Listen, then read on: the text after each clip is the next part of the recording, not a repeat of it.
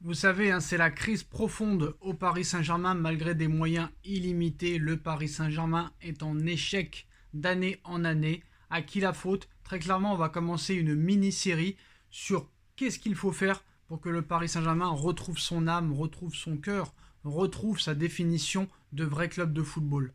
En premier lieu, épisode 1 de cette mini-série, il faut que le Qatar, QSI, Qatar Sport Investments, quitte et vende le Paris Saint-Germain.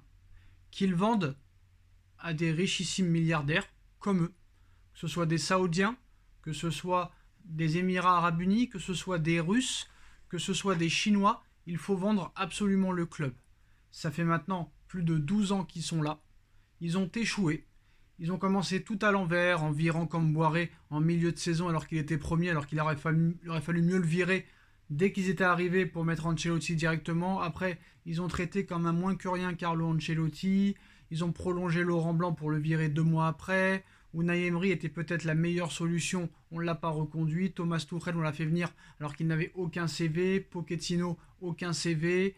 Et là, on continue dans la, on va dire, catastrophe intellectuelle en prenant Christophe Galtier. Qui sera le suivant? Peut-être Domenech, mais quoi qu'il en soit, voilà.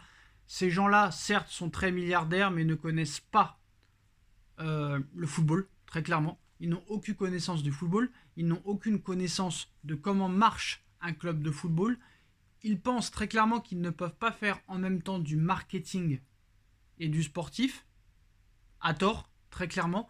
Donc je pense que ça a assez duré. Je pense que QSI doit prendre la décision de quitter le Paris Saint-Germain. Et s'ils rachètent Manchester United, je pense que pour eux, ce serait mieux de vendre le Paris Saint-Germain, d'aller à Manchester United et de nous laisser tranquilles une bonne fois pour toutes. Parce que très clairement, certes, ils nous ont remis au devant de la scène au niveau national, mais très clairement, même au niveau national, nous sommes plus dominants comme avant.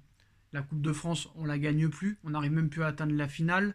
Très clairement, en championnat, on galère, on galère, on galère. On n'est même pas sûr d'être champion cette année. Il n'y a aucune autorité, il n'y a aucune structure, il n'y a aucune gestion.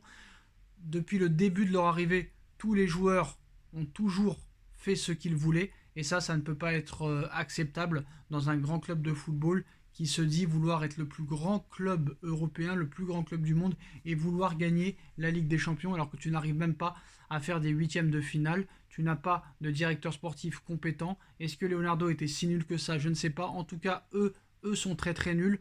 Et je pense que la première solution est de vendre le club à un autre milliardaire qui sera 10 fois supérieur à eux, qui saura vraiment comment ça marche l'économie du sport, un club de football, un club de sport, une autorité, une gestion, une structure, une stratégie très claire que n'ont pas les Qataris. Les Qataris doivent vendre le Paris Saint-Germain. Dites-moi en commentaire ce que vous en pensez. C'est l'épisode 1 de cette première série.